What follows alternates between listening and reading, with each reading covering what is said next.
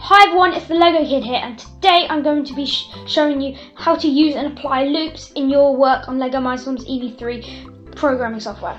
So, when you start EV3 programming, you'll notice loops, and you'll think, oh yeah, loops, they're really simple to use. You just put your program in a loop, and that's basically it, and you can choose how many times it goes for, or infinity.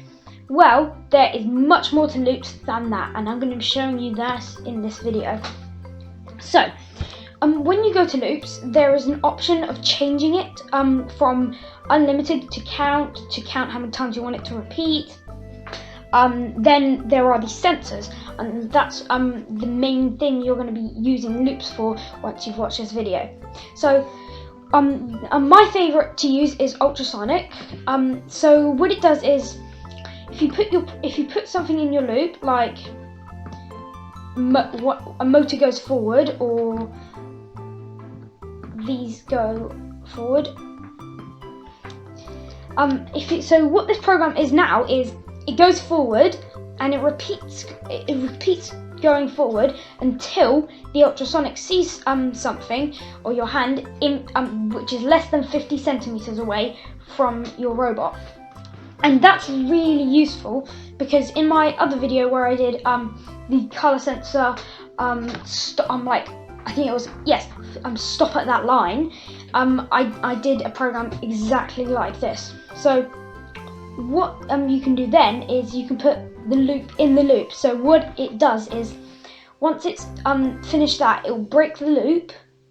Then it will just do another thing, which you can put your motors in here, so you can put it after the loop. So once the ultrasonic, so it goes forward until it sees the your hand is less than 50 centimeters away. Then after that, it will just go.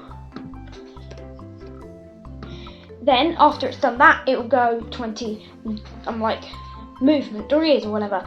Then it will just repeat that, and it will just keep doing that over and over until you stop the program. And there's even more to loops than that. So loops are very, very useful because you can name the loops, like I might call this 2. Then there are these things called loop interrupts. These are also very useful in more advanced programming.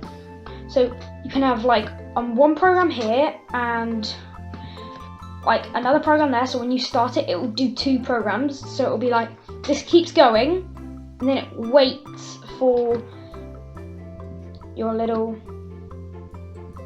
So then it will just play the 2 programs at once. Then it will wait until let's say infrared sees your hand. Then it will interrupt the loop, and as you can see here, it will interrupt the loop 0, 1, and that's not what our loop is called, is it? So you choose 2. So then it's really useful because you can have this little program here. So it'll be like, it'll just go forward, then it will see, and then while it's going forward, it'll keep scanning with the infrared sensor to see if your hand is there. But this is exactly the same if you change this infrared to ultrasonic. It is absolutely exactly the same as just doing it where it just keeps going forward until it sees your hand. So when it does loop interrupt, it completely just stops that loop. So what you're going to want to do is, when you're doing loop interrupt, you're going to put it in another loop, so it just keeps doing that, and then it runs more smoothly. So loops are extremely useful. You might think they're really simple, and they're like, oh, when I first saw loops, I was like, oh yeah, this is so simple. I'll just put it in a loop that just goes from unlimited. Then I realized you can click on this, and I was like, oh, there's loads of these things that I didn't know what they did until I watched a few videos on YouTube. Then I knew what all of these little things did.